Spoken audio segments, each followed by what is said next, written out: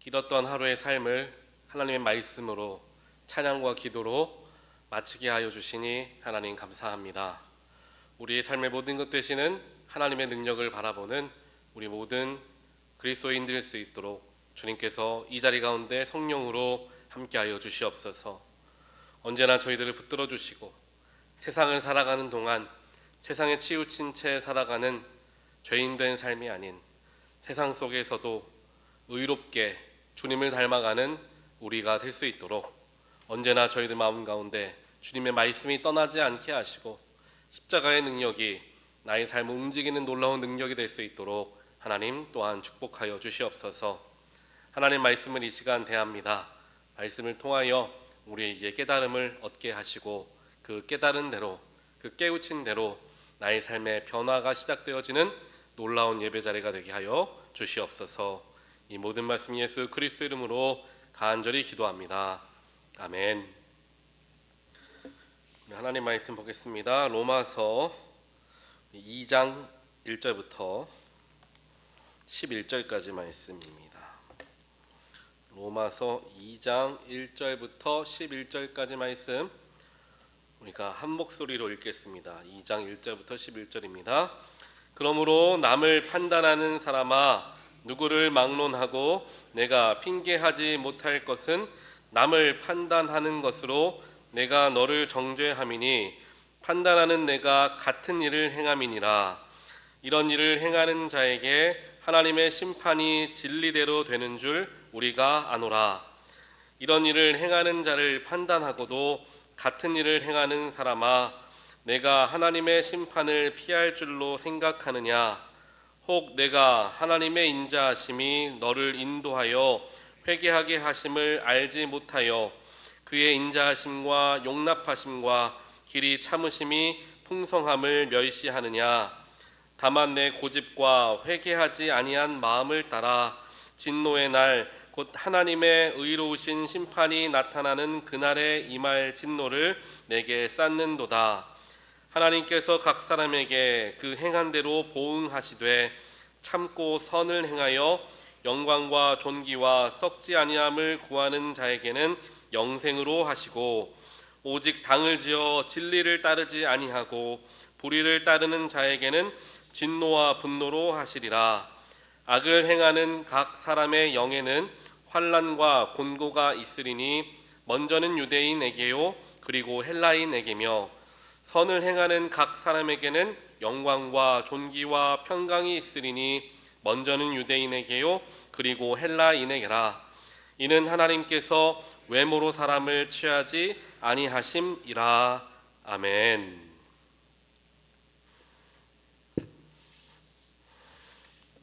우리가 이 지난 주말부터 좀 교회가 전체적으로 좀 바빴습니다. 우리 토요일에는 영화 상영이 있었죠.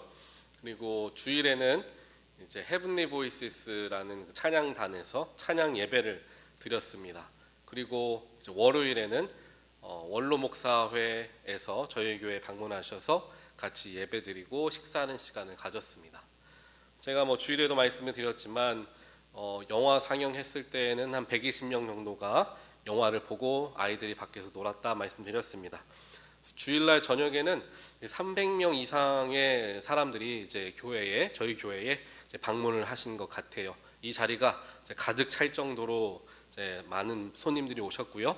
또 주차장도 굉장히 꽉 차게 돼서 주차를 더블 파킹 해야 할 정도로 주차장을 많이 써야만 했던 정도로 많은 분들이 오셨습니다.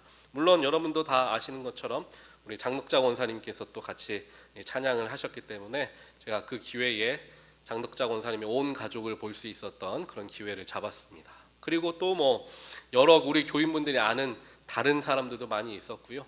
그래서 더 많은 손님을 맞이할 수 있어서 그런 데에 우리 교회가 쓰임 받을 수 있어서 참 기뻤던 시간이었던 것 같습니다.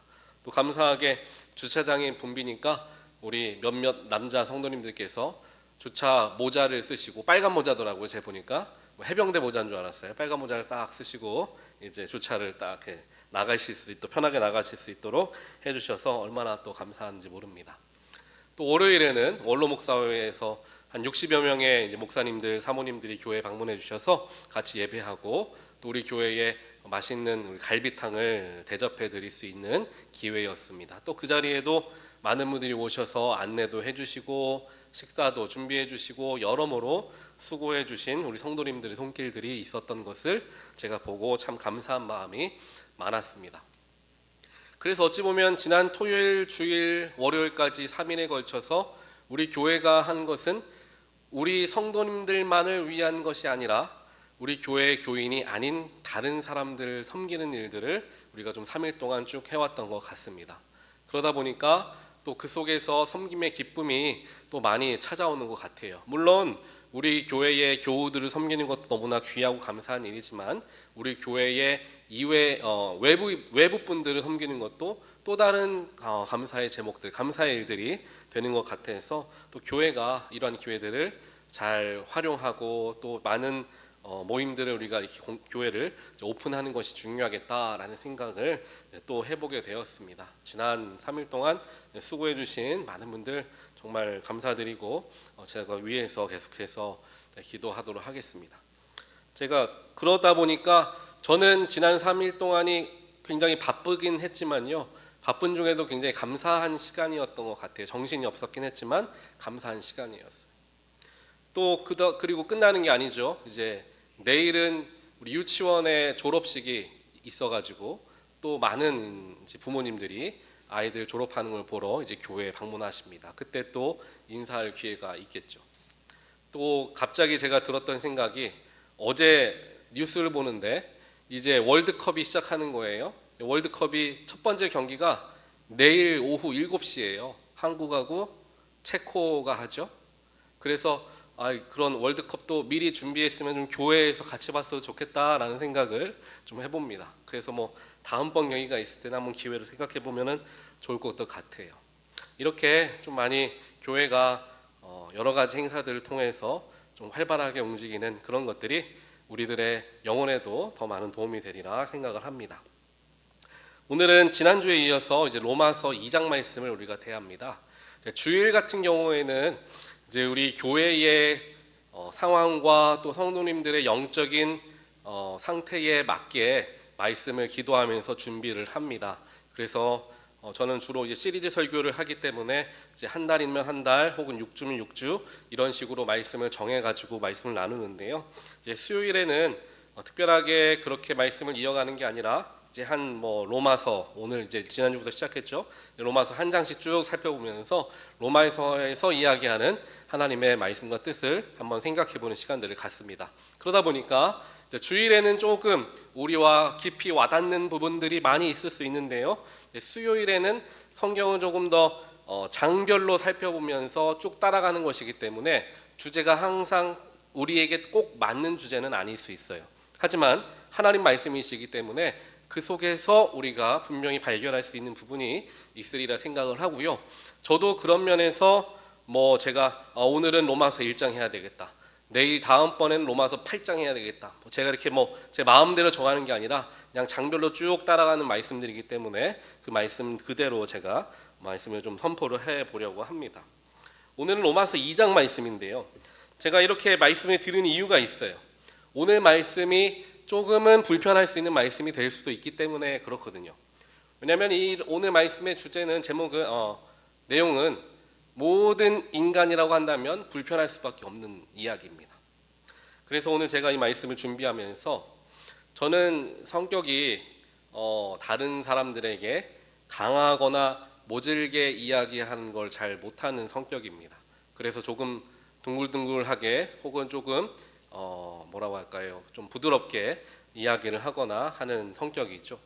그런데 오늘 말씀을 그러한 저의 성격으로만 가지고 말씀을 준비하면은 너무나 저한테만 치우쳐서 해석된 말씀이지는 않을까라는 생각에, 제가 썩이라 표현하면 좋은 거지만 제가 많이는 좋아하진 않지만 그래도 저랑은 좀 반대의 결을 가지고 설교하는 분이 계셔서 그분 설교를 제가 가끔씩 참고할 때가 있어요. 그분이 누구냐면 한국의 그 베이직 교회에 조정민 목사님이 있어요. 그 조정민 목사님이라는 분 혹시 아시나요, 여러분들? 이 조정민 목사님이 원래 직업은 이제 기자였죠. 기자 아나운서였죠. 그래서 조금 보수적인 색깔을 많이 가지고 계세요. 그리고 말투도 조금 직설적이고 듣는 사람들이 좀 찔리게 말을 좀 강하게 이야기하시는 분이 이 조정민 목사님이죠. 근데 저랑은 좀 반대의 성격이기 때문에 저는 그런 설교 들으면 좀 불편해요. 하지만 제가 그렇지 않은 성격을 갖고 있다고 해서 제 성격대로만 설교를 하게 된다면 너무 또 한쪽으로 치우치니까 제가 오늘 말씀을 좀 들어봤어요. 들어봤더니 역시나 강하게 이야기를 하시죠. 그래서 제가 조금 균형을 가져보면서 말씀을 좀 살펴보도록 하겠습니다. 로마서 2장 말씀은 결국에는 사도 바울이 그리스도인들이 분명하게 조심해야 되는 것이 있는데 그것은 무엇이냐? 바로 남을 심판하고 판단하고 정죄하는 것. 남을 판단하는 것만큼 큰 죄는 없다.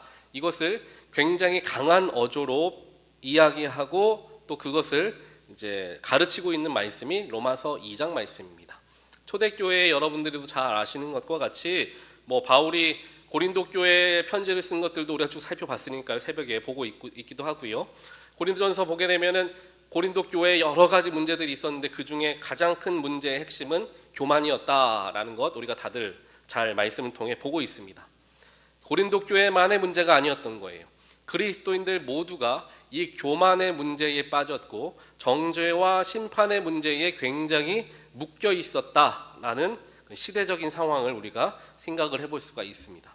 왜냐하면 그 당시에 그리스도인들이 유대인 출신 그리스도인들이 있었고 헬라인 출신, 즉 이방인 출신 그리스도인들이 있었어요. 그렇기 때문에 똑같은 그리스도인이지만 사람들은 그렇게 생각을 하지 않았죠. 내가 더 정통이다. 내가 더 근본적이다. 우리를 먼저 하나님께서 부르신 우리는 유대인이다. 그렇기 때문에 유대인 출신 그리스도인들이 이방인 출신 그리스도인들이 굉장히 무시하거나 정죄하는 일들이 흔했던 거죠. 그렇기 때문에 초대교회에서 사도 바울은 이 문제를 지속적으로 다루고 있는 겁니다. 그러면서 사도 바울이 이 문제, 즉 누가 더 믿음이 좋고 혹은 누가 더 믿음이 좋지 못하느냐, 이러한 기준을 사람의 기준으로 삼을 것이 아니라 예수 그리스도를 기준으로 삼아야 된다라는 것을 계속해서 설명을 하는 거죠. 오늘 말씀 2장이 그와 같은 말씀입니다. 그래서 우리도 마찬가지죠. 남을 심판하는 것, 남을 정죄하는 게 굉장히 큰 죄가 된다라는 것 우리가 잘 알고 있는 사실입니다. 우리가 이렇게 생각해 볼 수 있을 거예요.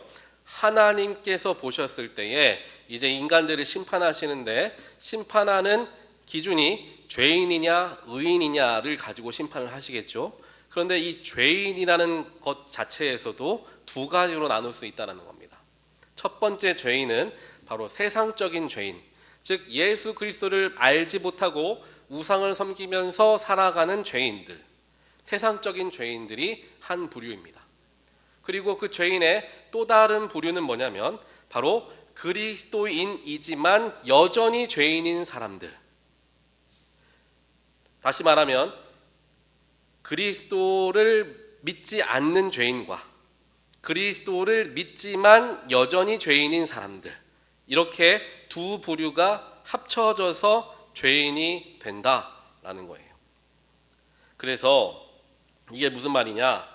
하나님을 믿고 예수를 믿는다라고 하지만 다른 사람을 판단하고 정죄하는 사람은 큰 죄인이 된다.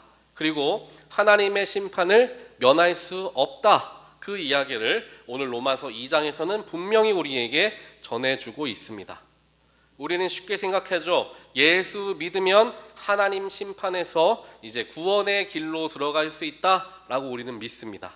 그런데 오늘 로마서 2장 말씀을 따르자면 하나님을 믿고 예수를 믿는다고 하여도 내가 다른 사람을 정죄하는 데 바쁜 삶을 살아갔다면 그 심판에서 내가 구원받지 못할 수 있다.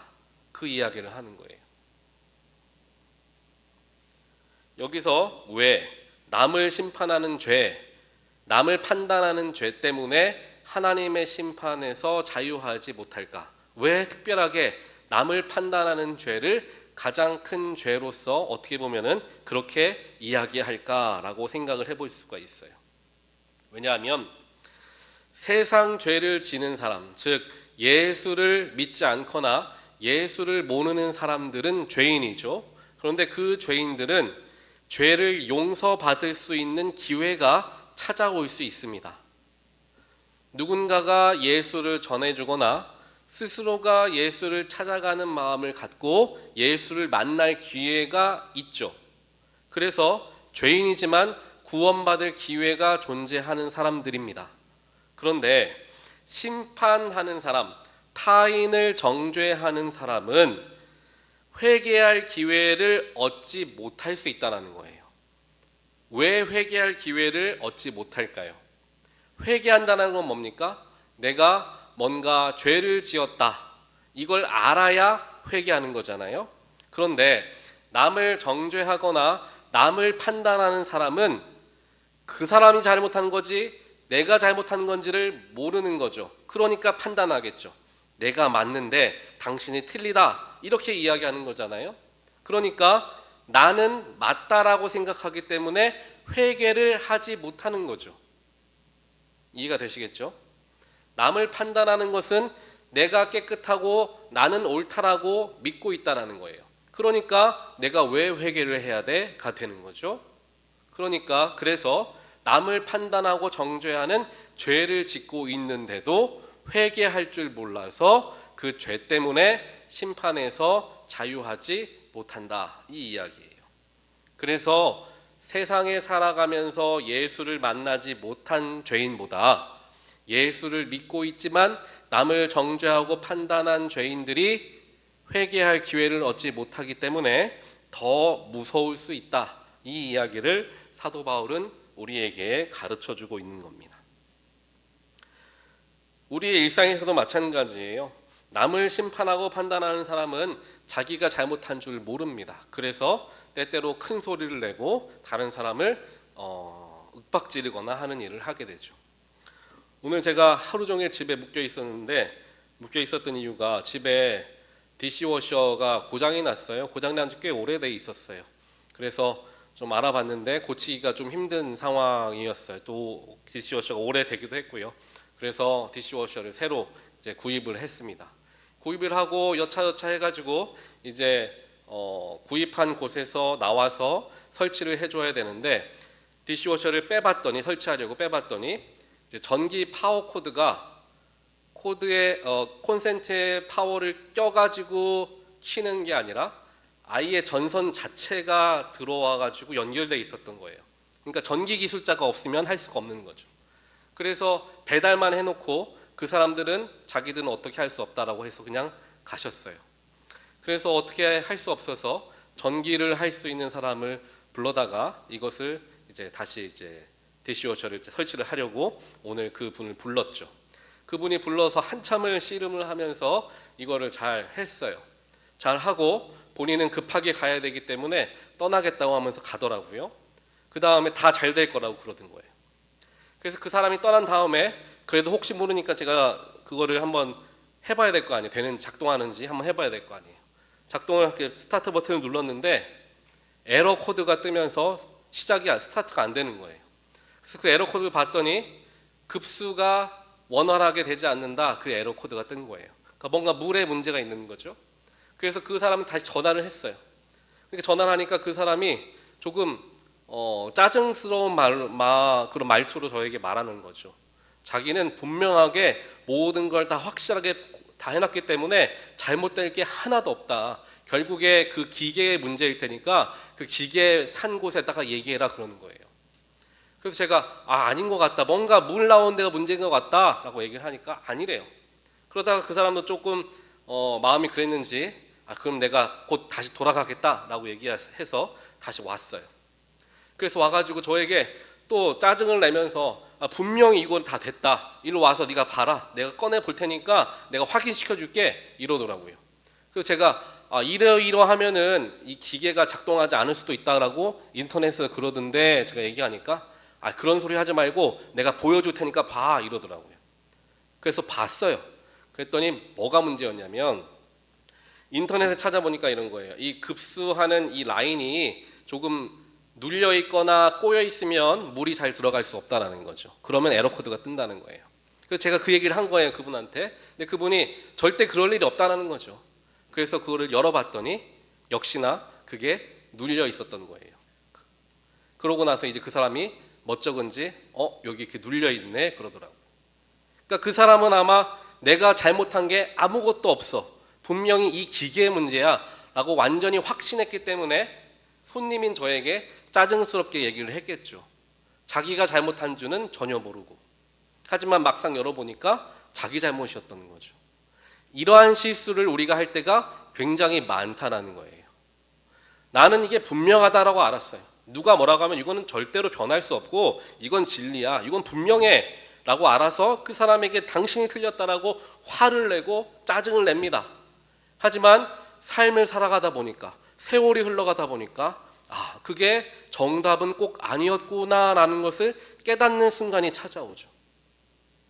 이렇게 우리가 아무리 확신한다 할지라도 확실하지 않을 수 있다라는 것을 생각하고 살아가는 것과 이건 분명히 내가 맞아 라고 그냥 살아가는 것과 굉장히 큰 차이를 가져오고, 또 우리가 의도하지 않게 큰 실수를 할 수도 있다는 거죠. 그래서 영적인 것도 마찬가지라는 거예요. 내가 분명히 옳고 내가 가진 신앙이 분명히 맞는데 당신이 가진 신앙이 잘못됐으니까 당신이 고치든지 해야 한다라고 정죄하고 판단하는 사람은 회개할 기회를 갖지 못한다라는 이야기가 바로 이 이야기죠. 사도 바울이 이 이야기를 왜 했냐? 아까 제가 말씀드렸죠. 그리스도인들 중에서도 유대인 출신이 있었고 이방인 출신이 있었습니다. 유대인들은 우리가 다들 잘 아시는 것처럼 선민의식이 있었죠. 하나님께서 구별하신, 하나님께서 택하신 민족, 그 민족에게 주신 예수 그리스도, 그 예수를 통하여서 나는 그리스도인이 되었는데 당신들은 그와는 전혀 상관없는 이방 사람들이지 않느냐라는 거죠.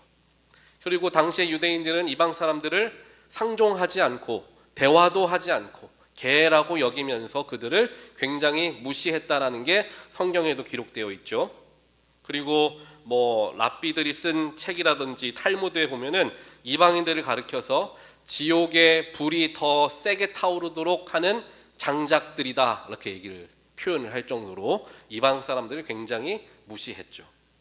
그도 그럴 것이 자신들은 율법을 잘 지키고 자신들은 그래서 의롭기 때문에 저렇게 율법도 지키지 않고 이방 사람들을, 우상을 섬기는 이방 사람 출신이기 때문에 그 사람들의 믿음이 유대인 출신 나보다 믿음이 더 좋을 수는 없다. 어찌 보면 맞는 말 같아요. 맞는 말처럼 보이죠. 그들은 할례도 했고 하나님 말씀도 잘 알고 구약 성경에 대해서도 잘 알고 율법에 대해서 지키고 살아갑니다. 그러니까 당연히 내 믿음이 이방인 출신 그리스도인들보다 더 믿음이 좋다라고 생각할 수 있을 거예요. 그런데 여기에서 사도 바울이 짚어가고 가는 것은 무엇이냐면은 하나님께서 유대인과 이방인들에게 차등을 두고 그들을 부르신 것이 아니라 그들을 동등하게 부르셨다라는 것을 강조를 합니다.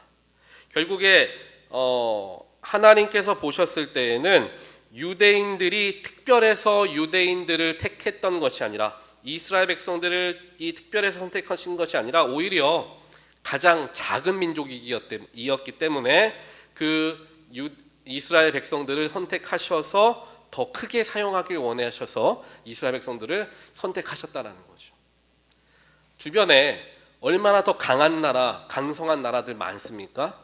그렇게 특별하고 더 힘이 있는 나라를 하나님께서 택하셔서 그 나라를 통하여서 하나님 사역을 감당하실 수도 있었겠지만 하나님께서는 작은 자가 강해지는 것, 낮은 자가 높아지는 것을 보여주길 원하셨기 때문에 왜 그렇습니까? 결국 하나님이 하셨다라는 것을 증명하기 위하셨기 때문에 오히려 작은 민족인 이스라엘 백성들, 유대 민족을 택하셨던 것이지 그들이 뭔가 특별해서 유대인들을 택하신 게 아니라는 거예요. 그러니까 선민의식을 가질 필요가 없다는 거죠. 이것을 그들은 알지 못하고 다른 사람을 판단하는 도구로 사용했기 때문에 결국 그 죄가 크다라는 것을 이제 오늘 말씀에서는 이야기를 하는 겁니다.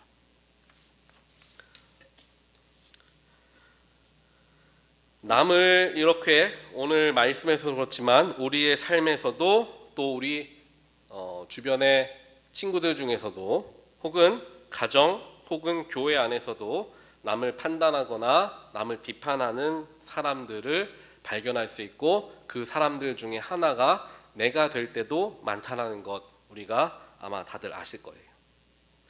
남을 이렇게 판단하는 사람들의 특징들이 있는데요. 그 특징이 뭐냐면 특별하게 교회 안에서요. 믿음이 좋다라고 생각하는 사람들 중에서 남을 판단하는 사람이 많다는 거예요. 믿음이 좋지 않은 사람은 남을 판단할 만큼 내가 믿음이 좋지 않기 때문에 판단할 수가 없어요. 하지만 내가 어느 정도 믿음이 있다라고 생각하는 사람이 다른 사람을 판단할 수가 있는 거죠. 그리고 오히려 정직한 사람들 또 자신에게 철저한 사람들이 남을 판단하거나 정죄하는 것을 굉장히 쉽게 합니다. 왜냐하면 내 기준이 높기 때문에 그 기준에 맞아야 되거든요. 그 기준보다 낮은 사람들은 판단받아야 될 사람이 되는 거죠. 그래서 이렇게 믿음이 좋다라고 여겨지는 사람들, 정직하고 철저한 그러한 성향을 가지고 있는 사람들이 오히려 남을 심판하는 일들을 많이 하는데, 아까 말씀드린 것처럼 이 사람들은 자기가 잘못됐다라고 생각을 하지를 못한다라는 것이죠. 그래서 오히려 나는 철저하기 때문에, 나는 솔직하기 때문에 그렇다라고 이야기할 수도 있는 거예요. 그리고 또 교회 안에 믿음뿐만 아니라 한 가지 더 뭔가가 있죠. 바로 신앙생활을 오래 하면 오래 할수록 남을 판단하고 정죄하는 마음이 커질 수가 있다는 거죠. 신앙생활을 오래 하면 오래 할수록 그럴 수가 있다는 거예요.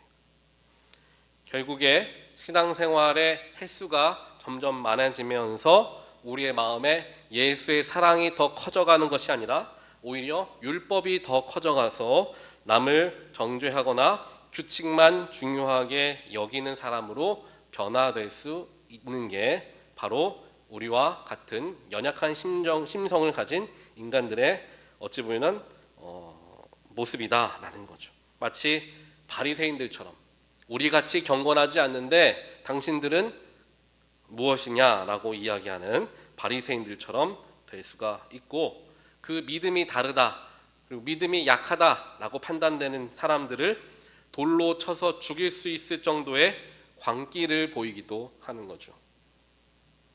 그래서 사도 바울은 이와 같은 여러 가지 믿음을 가지고 신앙생활을 오래 했다라는 것을 가지고 남들을 판단하는 사람들이 너무나 많았고, 또 사실 본인 스스로도 원래 그런 사람이었잖아요. 율법을 가지고 예수를 믿는 사람들을 심판하고 판단하고 잡아서 죽이는 일에 가장 앞장섰던 사람이 바로 본인 사도 바울이었기 때문에 더욱더 그것이 중요한 것이 아니다라고 말할 수가 있었던 거죠. 그러면서 뭐라고 이야기합니까? 우리가 지난 주일 새벽이었는데 우리 같이 말씀 보지 않았지만 고린도전서 13장에서 사랑에 대해서 이야기를 하는 거죠. 사랑이 없으면 뭐 아무것도 의미가 없고 필요가 없다. 방언조차도 울리는 꽹과리와 같다라고 이야기하는 사도 바울의 고백을 우리가 볼 수 있다는 거예요. 예전에 한 이런 얘기를 들은 적이 있습니다. 한 교회에 새벽 예배 우리 드리잖아요. 새벽 예배에 항상 기도를 1등으로 많이 하는 한 여자 권사님이 계셨어요. 그 권사님이 계셨는데 그 권사님이 하루에 1시간씩 매일 꼬박꼬박 기도를 하시는 분이셨어요. 기도를 열심히 하니까 사람들이 다들 생각하겠죠. 이분은 참 믿음이 깊으신 분이구나 라고 생각을 합니다. 그런데 문제는 뭐였냐면 그분이 다른 사람들을 비난하는 일들이 많았다는 거예요. 어떻게 비난하느냐? 리더십들을 정죄하기 시작하죠. 장로라면 새벽에 나와서 1시간씩 기도해야지. 나도 1시간 기도하는데 저 사람은 장로가 됐으면은 몇 시간 더 해야지. 왜 저렇게 1시간도 못하나? 라는 식으로 정죄를 굉장히 많이 했던 거예요. 그러다가 그 교회에 새 교우가 새로 들어오게 됐어요. 근데 그 새 교우는 집사님이었어요. 근데 그 집사님이 새벽에 기도를 같이 시작하셨는데 그분이 믿음이 원래 좋으셨던 것 같아요. 기도를 하는데 이분은 1시간이 아니라 1시간 30분을 기도를 하는 거예요. 새로운 집사님이. 그러니까 기도 1등 하던 이 권사님이 1시간 하던 권사님이 1시간 반 하는 이 집사님한테 기도 1등 자리를 뺏긴 거잖아요. 그러면서 이 권사님이 저 새로운 저 여자 집사님 참 대단하시네, 믿음이 참 좋으시네 라고 말하는 것이 아니라 뭐라고 말했냐면, 교회 온 지 얼마 되지도 않은 집사가 기도 많이 한다고 유세 떨라고 1시간 반씩 기도한다고 이렇게 얘기를 하더라라는 거죠. 그러니까 그 사람의 입장에서 그 사람은 남들을 바라보는 관점이 바로 그와 같았다는 거죠. 기도를 안 하면 기도를 안 한다고 뭐라고 하고, 기도를 많이 하면 기도를 많이 한다고 뭐라고. 결국에 내가 관심 받아야 되고 내가 제일 기도 잘하는 사람으로 평가받아야 되는데 그렇지 못하니까 사람들을 비판하고 정죄하기 시작했더라라는 거죠. 오히려 신앙과 믿음이 더 좋아 보이는 사람들에게서 이러한 정죄의 모습이 더 잘 발견될 수 있다라는 단적인 예죠. 그렇다면 하나님께서 원하시는 건 무엇일까라는 거죠. 하나님께서 원하시는 건 무엇일까? 오늘 말씀 9절과 10절이 우리에게 좀 중요한데요. 9절 말씀 같이 한번 보겠습니다. 9절 말씀 한번 띄워주시겠어요? 여기서 보면은 악을 행하는 사람, 악을 행하는 각 사람의 영에는 환난과 곤고가 있으리니, 악을 행하는 사람을 얘기하는 거예요. 10절을 볼까요? 10절은 반대로 선을 행하는 사람에게는 이러한 일이 있으리니 라고 얘기해요. 악인과 선인을 나누는데 악인과 선인을 나누는 기준이 무엇이냐? 그 앞에 구절들을 보면 되겠죠. 바로 남을 정죄하는 사람이 악한 사람이고 남을 용서할 줄 아는 사람이 선한 사람이다. 이거를 연결해서 설명하고 있는 거예요. 남을 판단하는 자가 악을 행하는 자가 되는 것이고 남을 용서하고 포용하는 사람이 선을 행하는 자다라고 이제 그 선인과 악인을 나누어서 표현을 하는 거죠. 하나님을 잘 믿느냐, 예수를 잘 믿느냐, 교회를 열심히 다니느냐, 헌금을 많이 하느냐, 봉사와 사역을 많이 하느냐가 중요한 게 아니었어요. 오늘 말씀에 따르면요. 오늘 말씀을 보게 되면 남을 판단하느냐, 남을 용서하고 포용하느냐, 이거에 따라서 반대로 악인이 되고 선인이 된다는 거죠. 용서를 하면은 저 사람은 어떻게 저런 악한 사람을 용서를 할 수가 있어? 라고 생각하며 손가락질 당하는 게 아니라 오히려 그 사람이 선한 사람이라고 해요.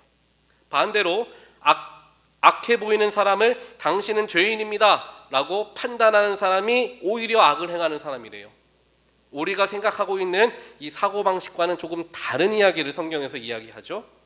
하지만 이것은 사도 바울이 로마서 2장에서만 쓴 말씀이 아닙니다. 이것을 똑같이 하신 분이 바로 예수 그리스도세요. 예수님께서 이 땅에 오셔서 무엇을 하러 이 땅에 오셨습니까? 죄인들을 위해서 죽으시려고 이 땅에 오셨어요. 죄인들에게 앞에 서서 당신들은 죄인이니까 당장 여기서 회개하고 당신들이 잘못했으니까 똑바로 살으라고 그들에게 가르치고 정죄하고 판단하기 위해서 오셨던 것이 아니라 사람들이 손가락질하면 손가락질 당하고 사람이 침뱉으면 침뱉음 당하고 모욕이란 모욕은 당하고 십자가의 모든 피와 물을 다 쏟으시면서 죽으시면서까지 그들을 판단하는 것이 아니라 오히려 용서하기 위해서 이 땅에 오신 분이 예수 그리스도이시고 그 예수님 때문에 나 같은 죄인도 용서받게 되었다라는 거예요. 만약에 예수님께서 마치 우리가 인간들이 잘하는 것처럼 정죄하고 판단하기 위해서 이 땅에 오셨다면 저를 포함하여서 모든 인류는 구원받을 방법이 없었을 거예요. 예수님의 기준으로 나는 이렇게 살아가니까 나만큼 못 살아가는 사람들은 다 죄인이야 라고 그 기준을 자기 본인 스스로가 본인을 가지고 기준을 세우셨다면 그 기준에 맞을 사람은 아무도 없다라는 거죠. 하지만 예수님께서는 본인의 기준으로 나는 거룩하고 나는 믿음이 있고 나는 결점이 없는 사람이니까 거기에 맞추어서 사람들을 판단하는 것이 아니라 사람들의 상태와 죄인의 모습 그대로 있는 자리로 주님은 내려가셨죠. 그래서 그들을 용서하시면서 구원하셨다. 이것을 기억을 해야 한다는 겁니다. 그래서 이 말씀은 로마서 2장에서만 하는 것도 아니고 특별한 상황에서 사도 바울이 특별한 사람들에게만 주는 말씀도 아니라 예수님께서 온 인류에게 또한 저와 여러분들에게 해주셨던 가장 근본적인 신앙의 또한 영성의 모습이 되어진다라는 것을 우리가 함께 연결해서 볼 수가 있다라는 거예요. 그러면 우리가 생각을 해볼 수가 있겠죠. 무엇이 선이고 무엇이 악인가라는 거예요. 이 조정민 목사님이 이런 얘기를 하시더라고요. 여기에 대해서 한 예화를 비유를 드신 거예요. 교회 앞에 쓰레기 버리는 사람들이 많고 화장실을 더럽게 쓰는 사람이 굉장히 많다는 거예요. 그래서 컴플레인이 자기 귀에 들어올 정도가 되었고, 자기가 봐도 그렇게 쓰레기 버리고 화장실 더럽게 쓰는 사람은 항상 그렇게 하더라라는 거예요. 그런데 이 목사님이 얘기하기를, 그렇다고 해서 누군가가 화장실 앞에, 교회 앞에 몽둥이를 들고 지키고 서 있다가 쓰레기를 버리거나 화장실을 더럽게 쓰면은 몽둥이로 사람들을 두드려 패가지고 더 이상 쓰레기 못 버리게 하고 화장실 더럽게 쓰지 못하게 하면 정말 교회의 주변에 쓰레기가 다 사라지고 화장실이 정말 깨끗해질까요? 라는 질문을 하시는 거죠. 그게 정답이 아니라는 거죠. 그러면서 그분이 얘기하기를 뭐냐면, 결국에 교회에 쓰레기가 많은 게 보이면 내가 그 쓰레기를 치우면 교회는 깨끗해지는 거예요. 쓰레기를 버리는 사람을 잡아다가 못 버리게 한다고 교회가 깨끗해지는 게 아니라, 그러면 쓰레기 버리는 사람은 숨어서 버리겠죠. 몰래 더 버리겠죠. 그게 아니라 내가 더러워 보인 사람, 그 더러운 걸 본 사람이 그 쓰레기를 치우면 깨끗해진다라는 거예요. 화장실도 마찬가지죠. 우리가 한번 생각해 볼 수 있는 이야기인 것 같습니다. 자, 이제 마지막입니다. 오늘 마지막 본 말씀 마지막인데요. 마지막으로 이겁니다. 이제 믿음이라는 거, 우리가 진짜 믿음이 무엇인가에 대해 살펴볼 수 있는데, 로마서는 이제 믿음을 강조하는 말씀입니다. 그렇다고 우리가 로마서가 믿음만 강조하느냐? 그렇지 않아요. 행함도 강조합니다. 믿음도 강조하지만 믿음에서부터 나오는 행함을 이야기하는 거죠. 그래서 그렇게 한번 살펴봤을 때 로마서에서 이야기하는 것처럼 구원은 믿음으로부터 나오는 거죠. 믿음으로 받는 게 바로 구원입니다. 하지만 믿음은 반드시 사랑과 용서의 열매를 맺게 되어 있다는 거예요. 무슨 말이냐? 믿음이라는 것은 믿음을 통하여서 구원받은 사람이 있고요. 믿음을 통하여서 예수를 믿긴 하지만 여전히 세상에 속한 사람이 있어요. 여기에서 나누어지는 거죠.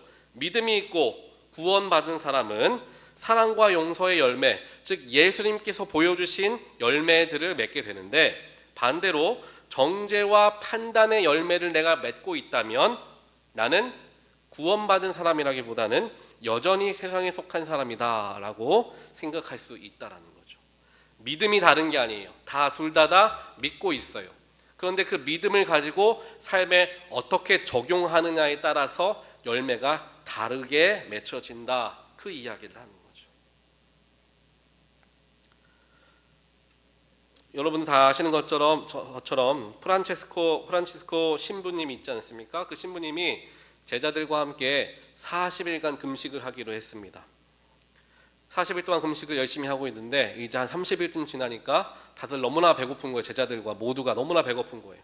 그러다가 한 제자가 참지 못하고 결국 주방에 있었던 스프를 혼자서 먹고 말았습니다.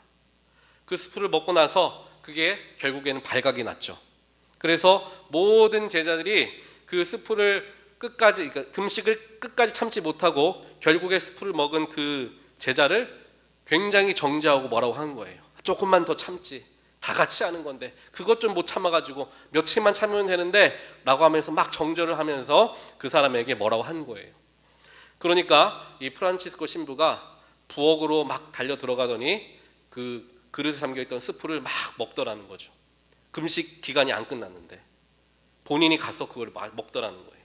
그러면서 하는 말이, 우리가 금식하는 이유는 예수님의 마음을 품기 위함인데 굶으면서 서로 미워할 바에야 차라리 먹고 서로 사랑하는 게 낫지 않겠느냐, 그 이야기를 제자들에게 하더라는 거죠.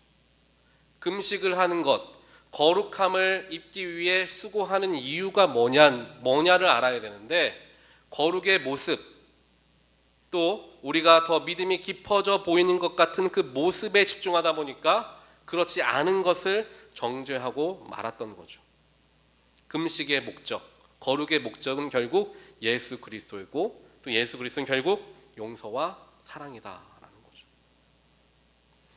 사랑하는 성도 여러분, 오늘 말씀 우리가 다들 한 번쯤은 생각해 보실 수 있는 말씀이지 않을까라는 생각을 해봅니다. 우리가 이 말씀을 두고 자유롭다 할 수 있는 사람은 아무도 없을 거예요. 우리는 누구나, 저도 마찬가지죠. 남을 정죄하고 남을 판단할 때가 있습니다. 조금 더 열심히 하면 좋겠는데, 조금 더 같이 하면 좋겠는데 라는 마음이 제 안에서도 막 일어날 때가 있어요. 그러니 이 문제에 대해서 그 누구도 자유할 수 없다라는 거죠. 이것을 인식하는 게 맞아요. 그리고 더불어서 한 가지 더 중요하게 인식해야 될 것은, 내가 아무리 옳다라고 생각하는 것도 하나님 보셨을 때 옳지 않을 수 있다는 거예요. 옳은 게 정답이 아닐 수 있다는 거죠.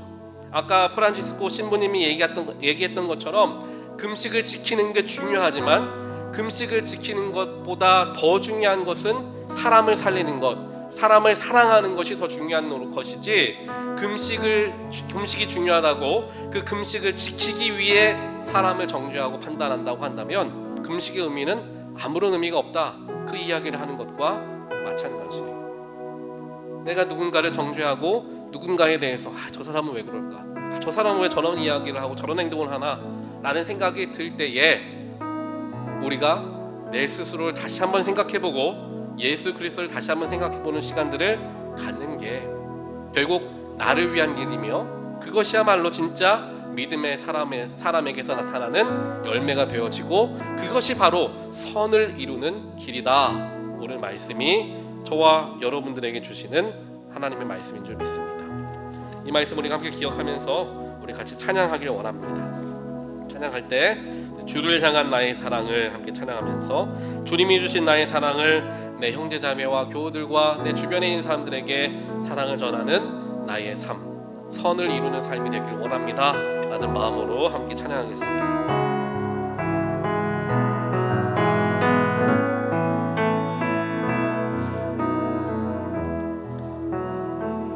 주를 향한 나의 사랑을 주께 고백하게 하소서.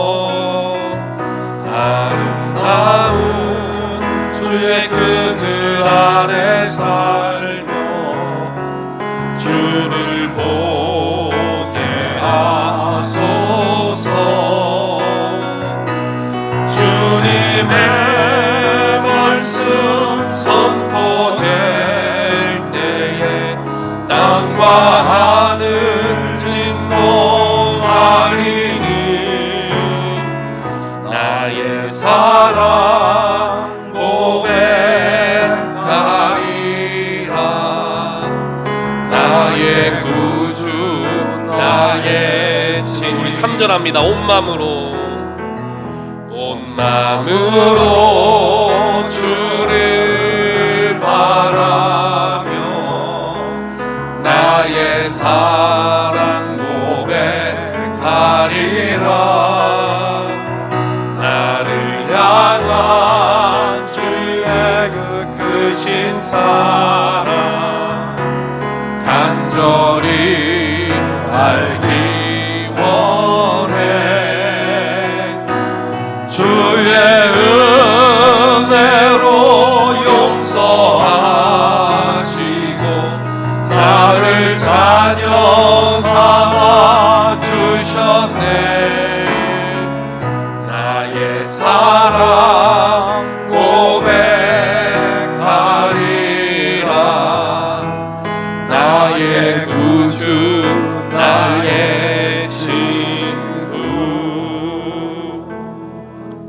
이 시간 함께 잠깐 기도하는 시간 갖기를 원합니다. 하나님, 오늘 말씀을 통하여서 주님께서 우리에게 주신 것은 누군가를 판단하라고 하는 뭔가의 기준이라든지 혹은 그러한 모습을 위한 거룩함을 주신 것이 아니라 예수를 통하여서 용서하게 하시고 사랑하게 하시고 포용하게 하셨음을 오늘 말씀을 통하여서 다시 한번 우리가 깨닫게 하게 하시니 하나님 감사합니다. 이러한 마음을 가지고 우리가 오늘 말씀을 통하여서 남을 정죄하고 판단하기보다는 사랑으로 용서하고 품을 수 있는 나의 크고 넓은 마음이 되게 해달라고 우리 함께 합심하여 기도하길 원합니다. 또한 우리가 7월에 있을 우리 교단과의 소송 문제도 하나님께서 선하심으로써 온전하게 잘 이끌어 가실 수 있도록 우리 함께 합심하여 주여 한번 외치시고 기도하는 시간 갖겠습니다. 주여 하나님 감사합니다. 오늘 저희들 주님께서 저희들을 불러주시고 오늘 말씀을 통하여서 나를 바라보게 하시니 주여 감사합니다. 다른 사람들을 판단하고 정죄하려 했던 나의 교만함을 이 시간 말씀을 통하여서 조명하여 주시고 더욱더 겸손한 것이 용서하고 사랑으로 포용하는 것이 선을 행하는 길임을 우리에게 깨닫게 하여 주시니 하나님 감사합니다.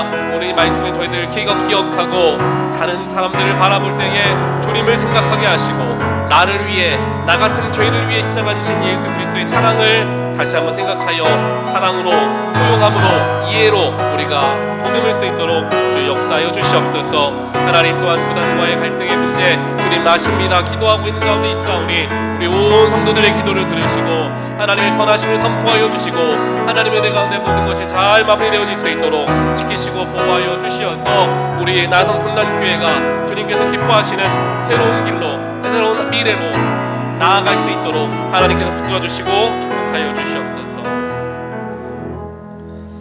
하나님 감사합니다. 오늘 말씀을 통하여서 나의 연약함을 비추어 주시고 또한 아닌 것 같지만 그렇게 살아왔던 나임을 발견하게 하시니 하나님 감사합니다. 나의 연약함과 부족함이 발견될 때 편하지만은 않은 게 사실일 것입니다. 하지만 그 편하지 않은 길을 주님께서는 걸어가셨음을 우리는 믿습니다. 남을 판단하고 정죄하기 위해 이 땅에 오시는 것이 아니라 가장 낮은 곳으로 가장 연약한 모습으로 이 땅에 찾아오셔서 모든 인류의 죄를 용서하시고 아무런 말 없이 그 모든 죄를 대신 지신 예수의 십자가의 은혜를 기억하며 그 은혜 때문에 그 사랑 때문에 나 같은 죄인도 용서받았음을 다시 한번 생각하며 그 받은 용서에 감사하는 마음으로 타인을 정죄하기보다는 예수의 사랑으로 나도 사랑하게 하시고 예수의 용서로 나도 용서하게 하여 주시어서 나의 삶이 누군가를 상처 주고 아프게 하는 삶이 아니라 품어주고 포용하고 이해해주는 따뜻한 예수의 사랑이 느껴지는 삶이 되어서 나를 보는 모든 사람들이 내 삶과 내 안에서 예수를 발견하는 놀라운 일들이 일어날 수 있도록 하나님께서 이 자리에 모인 하나님의 백성들 가운데 특별히 우리 나성 풍란교회 가운데 함께하여 주시옵소서. 하나님 몇 년 동안 함께 기도하던 교단과의 갈등의 문제 하나님 계속해서 기도하고 있는 가운데 있습니다. 이 모든 기도 합심하는 기도 주님 듣고 계시는 줄 믿습니다. 그리고 지금도 역사하고 일하고 계시는 줄 믿습니다. 하나님의 선하심이 드러나게 하시고 모든 것이 합력하여서 하나님이 가장 기뻐하시는 일들이 열매 맺게 하여 주시어서 우리 나성 금란교회가 앞을 향하여 주님께서 기뻐하신 일에 온 힘과 에너지를 쏟으며 나아갈 수 있는 그러한 교회가 되어질 수 있도록 모든 과정 가운데 주님께서 함께하여 주시옵소서. 이제는 나를 위하여 십자가의 모든 고통을 감내하신 예수 그리스도의 놀라우신 은혜와 나를 창조하시고 다스리시며 지금도 우리와 함께하시는 사랑의 하나님 아버지의 지극하신 사랑하심과 지금도 우리와 함께하시고 우리의 나아갈 길과 또한 하나님 가운데 머물 수 있도록 우리를 붙들어 주시는 성령 하나님의 감화 감동 교통하심이 오늘 예배를 통하여서 또한 말씀을 통하여서 나의 삶을 돌아보게 하시고 정죄보다는 사랑과 포용으로 예수를 닮아가기를 원하시는 하나님의 마음을 깨닫고 돌아가는 하나님 백성들 머리머리 위에 그들의 가정과 그들의 자녀와 그들의 삶의 자리 위에 지금부터 영원까지 함께 하시기를 간절히 축원하옵나이다. 아멘.